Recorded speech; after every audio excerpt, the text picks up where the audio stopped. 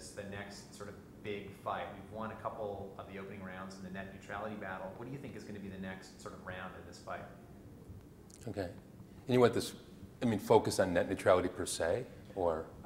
More just like, we're trying to, sort of broaden the Save the Internet campaign to include, things like accessibility and trying to build a faster internet and affordability. So okay. Using neutrality as a springboard to maybe talk about some of those other things. Yeah. But well, let's start with neutrality and then we'll go on from there. Right. Well, because what I work. Okay. There's two things. Although I'll tell you, what I work closely with Ben on is particularly the expanding unlicensed spectrum, the TV white space, which is going to promote community wireless networks, which themselves will be a way to preserve net neutrality. Oh, let's talk more about accessibility and community wireless then. Is that? That's one, and then the other thing is about expanding the net neutrality agenda to wireless. So those would be the two different issues. Oh, that's great. Where I have some, my direct involvement and value added, as opposed to just my opinion. Yeah. Let's talk about that. That's great. So how do we sort of how does net neutrality apply to wireless, and why is that the next big fight? Right. Well, the debate last year centered strictly on wireline net neutrality. The fact that that the cable and DSL duopoly were threatening to discriminate traffic over the internet. As the world goes wireless, another huge concern down the road is on wireless internet services, because increasingly people will want to walk around always on, with the web in their pocket on a, Apple just announced the iPhone, for example. But you notice when Apple announced the iPhone, they had to do an exclusive deal with Singular, because the basic Carter phone principles that govern telecommunications for nearly 40 years do not apply to commercial cellular networks. In other words, consumers cannot attach any device to a cellular internet system. They cannot run any application. So when you get your cellular data service from Verizon Wireless or Singular, you basically have to agree that you cannot run VoIP, you cannot download video unless you pay them for it, you cannot attach Apple's iPhone or any other device that you don't buy from Verizon or Singular. So we have to establish the very basic net neutrality principles to these emerging wireless internet services. Let's try to break that down for people who may not fully understand it right away. So maybe can you think of an analogy like that might apply to the phone, for example? Sure. Right now, cell phone services work the same way that AT&T's telephone monopoly did 40 years ago. In the 1950s and 1960s, for those old enough to remember, every home had one or more, big black plastic phones literally hardwired to the wall. And it had to be purchased from AT&T and installed by AT&T.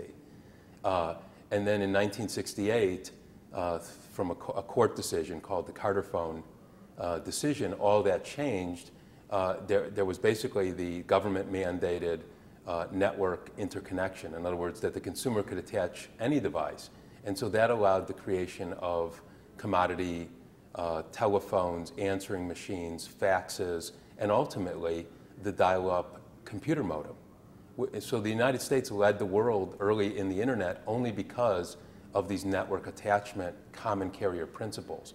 But they apply to wireline, they do not apply to wireless.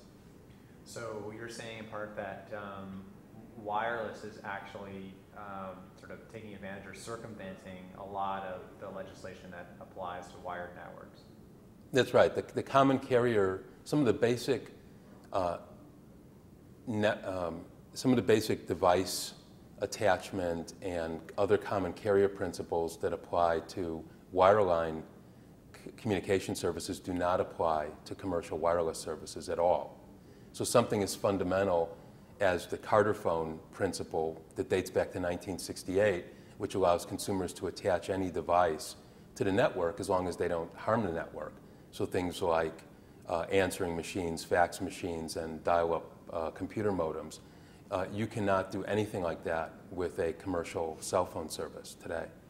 So is it kind of like your electric company telling you that Samsung vacuum cleaners are going to work great in our sockets, but General Electric vacuum cleaners aren't going to work so good?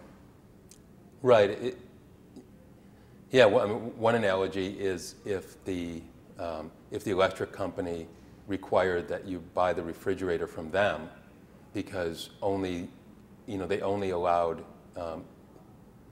They enforced a standard whereby electricity would only work with a refrigerator that they manufactured and that they control. So it's a little bit like that. You have to get in the United States anyway, you have to get your cell phone from the company, and not only can't you attach competing devices to their network, but you're heavily restricted on the applications. You're not allowed to use voice over internet phone services because that competes with them. You're not allowed to freely download video, but only to purchase video that they're selling. Same with music. You can't attach the new Apple iPhone that just came out unless you go to Singular, which has been able to extort an exclusive deal from Apple. I think a lot of even internet freedom activists, like the kinds who supported neutrality in, say, the internet campaign, would be really surprised to learn that the provisions that they fought for, and in some cases won, don't actually apply to wireless networks. When we think of the internet, we think, well, that's kind of it's one thing, and so how is this possible? It seems like the distinction between wireless and wireline is kind of, in some ways, a fine distinction to make. Why is it that they're able to create two different rules, just depending on whether it's wired or wireless? Well, that's right. The airwaves are just another path to the internet. I mean, you can think of DSL or cable as being spectrum in a tube. Either way, these are just different means for accessing the internet. And if anything, we should have stronger common carrier obligations on wireless, because after all, they're using the public airwaves. They don't have to pay to lay fiber or copper.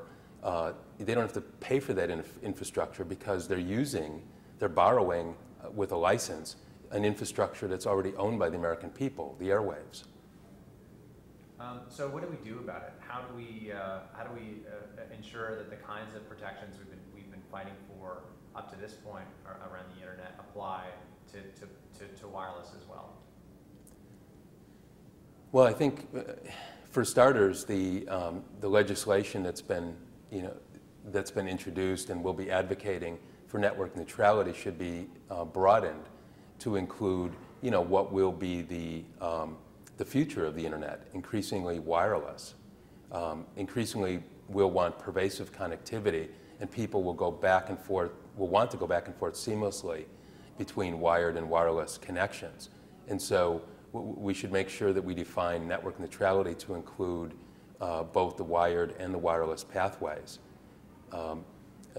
There may also be an opportunity to push this at the FCC, although probably not until we get a different chairman and majority there.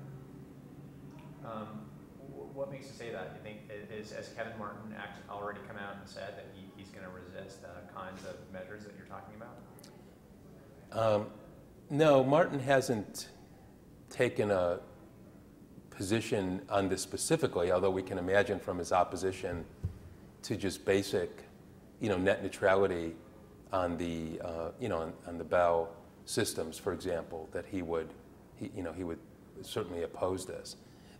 There's this feeling, I think there's this belief that simply because companies, got use of these airwaves through an auction process, for example, that then they should be able to do anything they want without public interest obligations. But we certainly believe that, where they're using a public resource to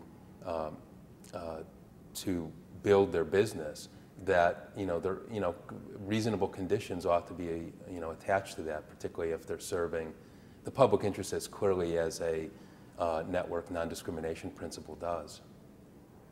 You know, listening to you, some activists might start to get a bit of a headache. They're like, man, like, are we gonna have to go through this every time there's some kind of new technological innovation? Like if we get some new wireless protocol, are the companies gonna use that as an excuse to say, oh no, all that legislation that came previous, that doesn't apply to this. That doesn't apply to this shade or this nuance or this particular new dimension of the technology. Are we gonna have to just keep fighting against these lawyers and flacks and bureaucrats every time there's a technological innovation that concerns the internet?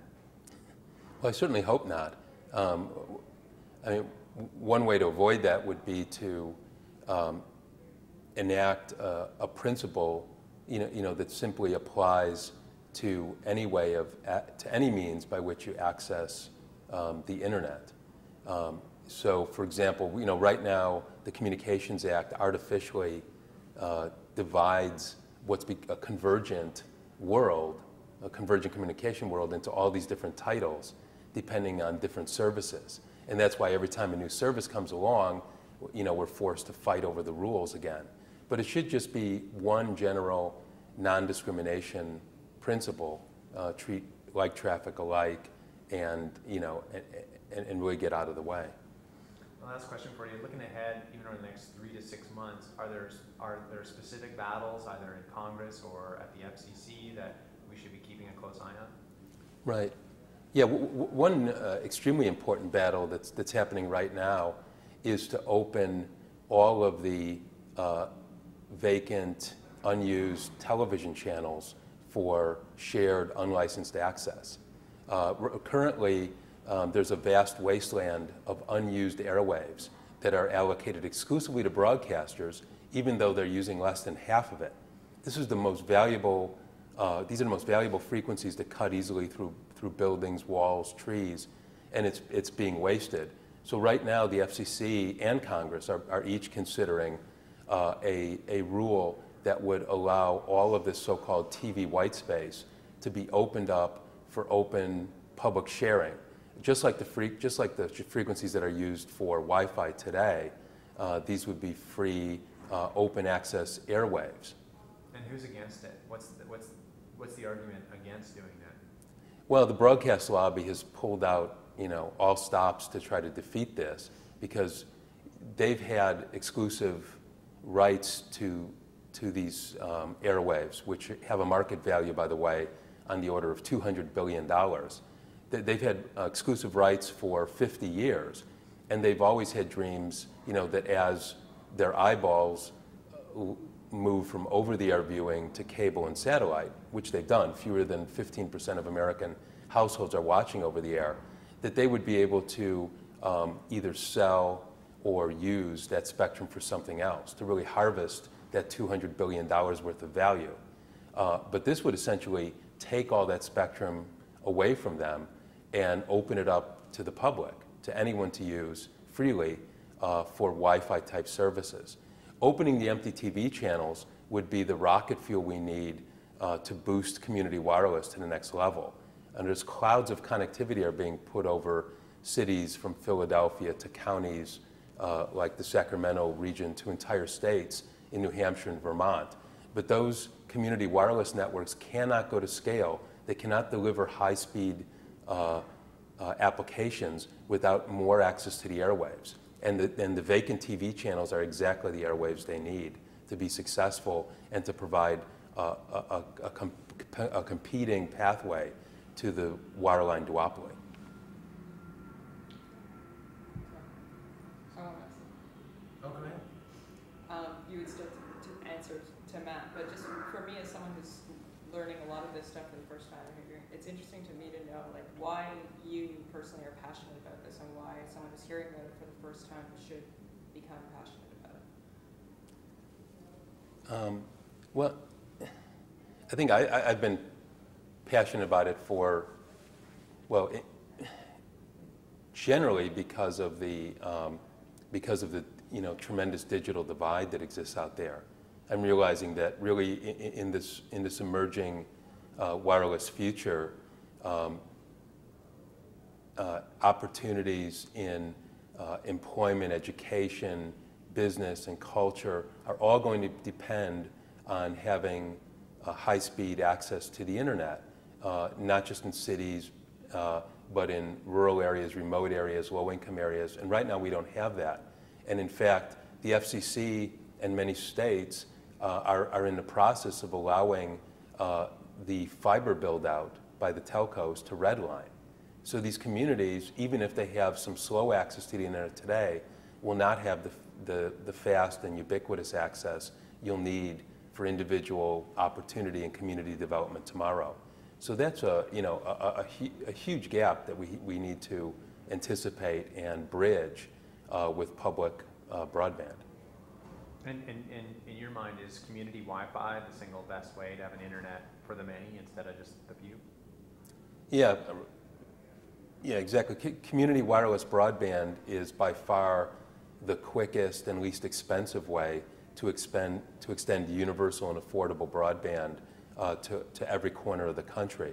It's simply too expensive to extend fiber connections particularly to rural and remote areas in any reasonable time frame. And even then, you wouldn't have the sort of mobile and ubiquitous coverage that would be so useful for schools, for people with disabilities, for efficient local e-government and many other purposes.